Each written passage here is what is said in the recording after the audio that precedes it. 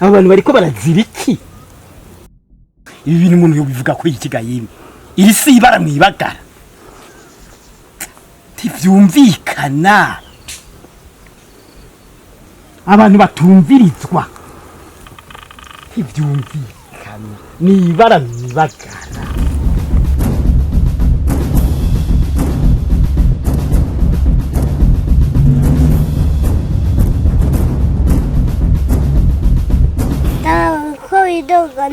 Reka mwana nje Samantha, ari ibintu biragoye. Aha nukuri nibara. Uyu mwami wacu aratugoye. Abantu bariko baramanikwa. Umuntu agira akaruna gatoya atisiguye, atacaravuga, atariregura ngo no kumumanika. Urumvaga mwana nje Samantha?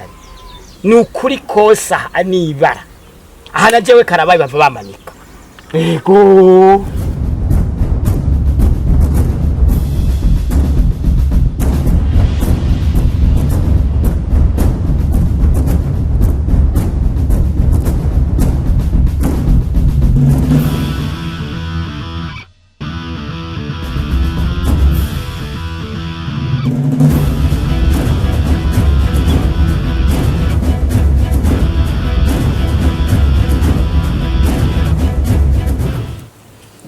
Samantha, ugiye?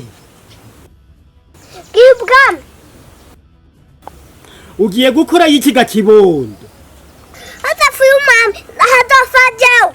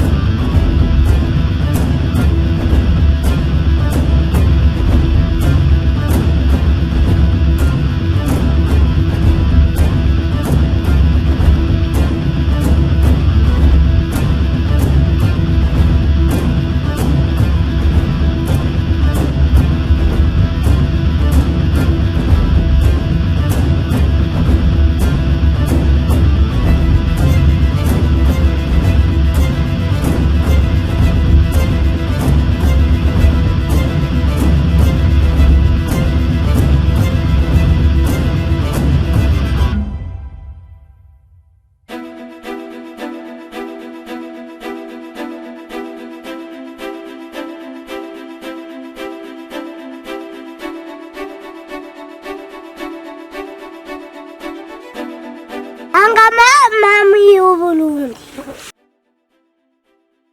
yaga kibondo.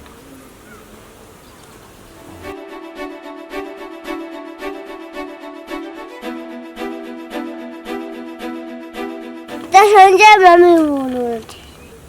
Aha washitse kibondo, genda ubwira abasuku bakubagire imasa nziza y'inka inuze, bace bagucumbira n'agatsima keza kamashaka uca ufungura. Yenu bashaka utunyabutongo. Genda ubwira abasuku bagusorobera utunyabutongo wifungurire. Genda.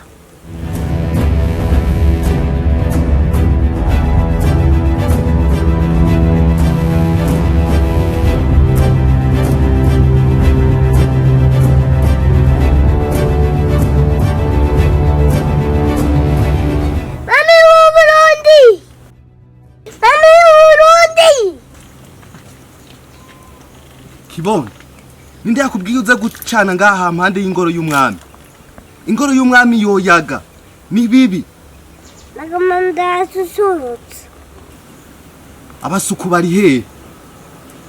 Abasuku bari he? Abasuku bari he?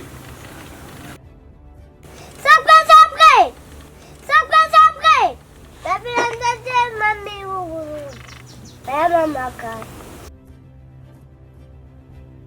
mbega ibibondo nk'ibi birabaho? Ibyo ari byo byose ibi ni bimwe imana za nyaburunga zahora zivuga. ahubwo combera ciza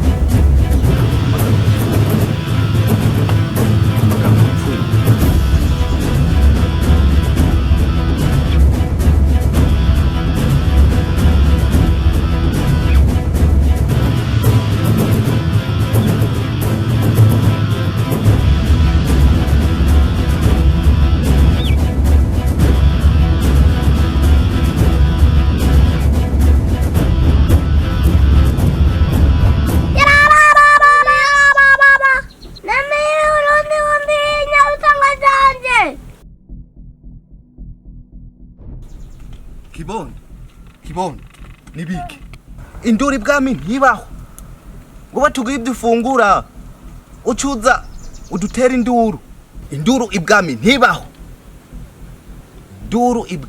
ntibaho. Mami undilinya utangwa zanje.